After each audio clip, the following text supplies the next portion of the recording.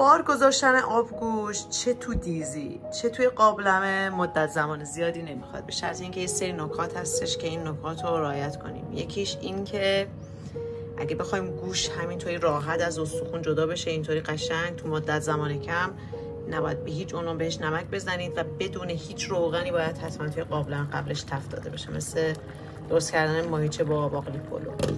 خیلی مهمه. نکات بعدیش هم من توی کانال آشپزیم گذاشتم، من لینکشو براتون میذارم.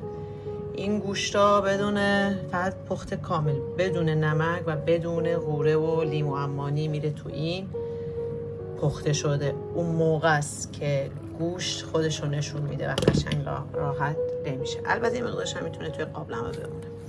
بریم برای پخت عالی. اینا رو هم اضافه کنیم دیگه، وقتش رسیده. من درسته اینا رو میذارم، به نظرتون گنده نیست؟ اینا رو قاچ کنم بذارم.